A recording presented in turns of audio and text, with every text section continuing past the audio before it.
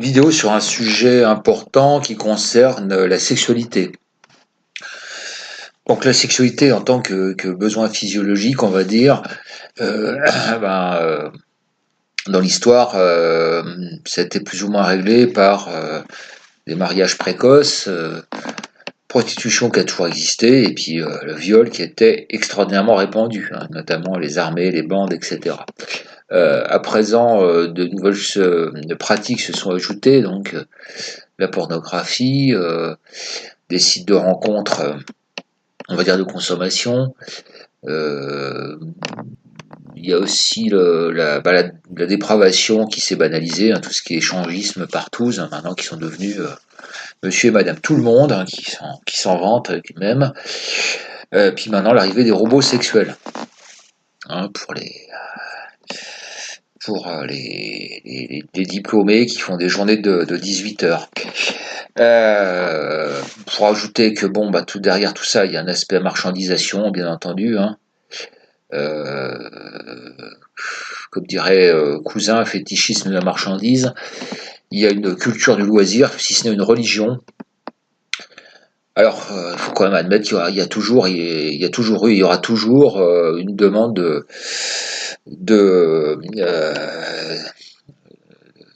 de résolution des besoins physiologiques sexuels. La prostitution, bon, disons-le carrément, moi je suis favorable à une légalisation, ça n'a que des avantages, hein. L'histoire des maladies dont on parle peu, qui est un problème assez dramatique, les MST, parce qu'il n'y a pas que le sida. Le contrôle fiscal, hein, après tout, pourquoi pas, puis le contrôle des mafias, hein, et tous les Roumains, les Nigérians et compagnie. Et puis aussi, parce qu'il faut le dire, il y a beaucoup de femmes qui font ce métier tout à fait volontairement. Elles préfèrent faire ça que travailler en usine ou à la caisse d'un supermarché. Bah, pourquoi pas, après tout, hein. Vaut mieux quelqu'un qui soit à l'aise et heureuse dans son boulot que l'inverse, pour tout le monde. La pornographie. Alors la pornographie, c'est quelque chose que j'estime complètement délétère pour le développement des jeunes. Euh, Puis alors ça peut avoir aussi un effet tout à fait négatif sur les personnalités psychopathiques ou déséquilibrées. Alors après, est-ce qu'on peut pas admettre que ça puisse avoir quand même un rôle chez les gens atteints de misère sexuelle? Misère sexuelle, c'est pas la lèpre ou le sida, hein, c'est quelque chose, misère sexuelle, ça peut être quelque chose qui peut frapper tout homme à n'importe quel moment de sa vie, hein. Ça peut être l'armée, ça peut être la prison, ça peut être tout ce que vous voulez, ou ça peut être, bah voilà, une rupture, etc. Bon, donc c'est pas, je mets pas de connotation spécialement péjorative là-dessus. Alors, problème de la précocité sexuelle par rapport au développement. La précocité sexuelle, ça génère des individus qui vont être rapidement blasés. Fuite en avant dans la dépravation. Je me souviens d'une émission, un jeune couple 20-21 ans et leur voyage de noces, c'était dans un club échangiste, hein. Donc vous voyez un peu le truc, hein. Bon, je me demande à 40 ans comment ils vont être, hein. Bon, ça perturbe le développement parce que voilà, c'est développement affectif qui quelque part se fait pas de façon progressive. Et puis ça pollue gravement le temps dédié à l'apprentissage, hein, qui ne repasse pas, hein. C'est-à-dire que la capacité d'apprentissage qu'on a entre 10 et 15, on la retrouve pas entre 20 et 25, hein. Donc ça c'est comme ça, hein. Plus on est jeune, plus on a des capacités éducatives. Bon. La contraception, l'avortement, abordons ça de façon claire, nette et précise. Je suis pas pour une remise en question de la contraception. Je ne crois pas que grand monde le remette en question. Et je dirais même au contraire, je suis pour que ce soit un peu mieux maîtrisé. Et l'avortement, je ne suis pas non plus pour l'interdiction de l'avortement. Pour des raisons surtout pragmatiques, parce que ça a toujours existé. Toujours, toujours, toujours. Donc c'est comme ça. Donc faut être pragmatique. Et puis d'autre part, si vous... moi je suis nationaliste et je ne suis pas comme tous ces dissidents qui veulent prendre le pouvoir et qui ont chacun leurs idées politiques, et donc qui veulent prendre le pouvoir avec une idéologie qui ferait 0,01% de la population. Je pense qu'on ne peut pas remettre, même d'un point de vue politique, en cause l'avortement. Ce serait une erreur, c'est impossible de... rien que sur ce plan-là, vous prenez pas le pouvoir. Hein. C'est le genre de... parce que les femmes, c'est la moitié de la population. C'est une ligne rouge que vous pouvez pas, qui est impossible à franchir. La remise en cause de l'avortement empêcherait toute prise de pouvoir. Donc, alors maintenant, je lutterai contre sa banalisation parce que c'est devenu une méthode de contraception. Donc après, je pense que l'essentiel, c'est de tout faire pour que ça ne se banalise pas comme ça l'a été. Et puis le remboursement illimité, etc., faut arrêter, quoi. Bon. Les aspects juridiques sont très importants, notamment la notion de majorité sexuelle. Il faut rappeler que les enfants à 15 ans, ils ont leur majorité sexuelle. Hein. Ils ont le droit de baiser avec qui ils veulent, hein, pour être clair. Et puis les parents, ils ont le droit que de s'incliner. Donc ça, moi, en tant que nationaliste, je suis très clair. Je suis pour la remise en... Pour moi, la majorité sexuelle, c'est la majorité tout court.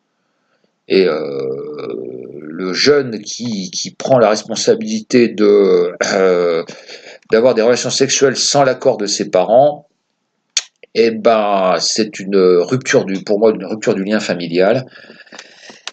Et les parents sont en droit de le gicler. Voilà, de le gicler. Alors, de deux choses une, soit la société a mis en place des mécanismes, c'est-à-dire ce qu'on appelle l'émancipation, où le jeune, voilà, c'est tout, hein, il se déclare émancipé, c'est-à-dire que on avance sa majorité, puis il se démerde, ou soit l'État qui n'a pas été capable de mettre en place des mécanismes, il prend en charge. Mais voilà, je pense que je pense qu'il faut, c'est pas possible, quoi, je veux dire, tant que l'enfant est mineur, il obéit à ses parents et il est sous la responsabilité de ses parents. Point barre. Donc l'émancipation, ça existe, c'est des choses dont on parle jamais. Hein. Donc ça, c'est une chose à garder en mémoire. Hein, c'est comme l'histoire de la déchéance de nationalité, ça existe, hein, contrairement à ce qu'on peut, et ça peut être mis en œuvre, hein, contrairement à ce qu'on veut faire croire. Un mot pour finir sur la misère sexuelle en milieu dissident. Alors je prends pour référence notamment, il y a une vidéo assez ancienne de Conversano où il parle de la difficulté de... Elle est très bien faite, sa vidéo d'ailleurs, elle est très drôle, elle est pas mal sur les difficultés de rencontrer une Française et c'est pour lui impossible. Oui, ça c'est son problème, hein. Même prendre un café, bon, voilà. Donc les Françaises sont impossibles, sont des hystériques, ce sont des névrosés, etc. Vous avez Delavier, bon lui c'est purement la calorie, hein. C'est purement anthropologique, et puis vous avez l'Observateur, le célèbre MGTOW, lui c'est la notion d'hypergamie, hein, c'est-à-dire que la femme recherche, elle recherche le plus riche. Donc si elle vous met le grappin dessus, c'est pour le pognon, et puis si elle trouve un autre, elle va papillonner voilà. Donc ça, c'est des visions que je trouve qui sont partielles, qui sont primitives, qui sont manichéennes et qui dégradent l'image de la femme. La femme n'est pas intrinsèquement un monstre, et puis l'homme n'est pas intrinsèquement un ange. Ça met en cause un manque de remise en question. Donc c'est des hommes qui se regardent pas dans la glace, qui s'analysent pas, qui voient pas les problèmes. Donc ça, j'y reviendrai peut-être dans d'autres vidéos parce que c'est un domaine que je maîtrise assez. Pour faire court, l'homme comme la femme, ils possèdent deux personnalités, une personnalité intrinsèque et une personnalité sociale. La personnalité intrinsèque qui est liée à des facteurs intrinsèques, dont les gènes, l'anthropologie, etc. Puis une personnalité sociale qui est liée en partie à l'éducation, à l'histoire, au passé, etc. Voilà, je développerai ça. Donc en fait, la magie de la rencontre d'un homme et d'une femme, c'est la magie de la rencontre de deux personnalités très complexes. Voilà, donc après, on y reviendra sans doute. Donc c'est pas la misère sexuelle en milieu dissident, elle est intrinsèquement liée au caractère loser de la dissidence et à cette espèce de culture de la défaite et de la faiblesse masquée par des pseudo-cours d'arts martiaux, etc. Donc les dissidents, c'est des gens qui sont intrinsèquement malheureusement en repli et qui sont en attitude purement défensive. Donc voilà. Et là, la sexualité, bah, automatiquement, elle s'en ressent. Hein. La femme, elle à l'instinct, elle sent bien que bah, elle va pas chercher des losers. Hein. C'est comme ça. Donc merci pour vos commentaires. Voilà, puis intéressé de voir ce que vous en pensez.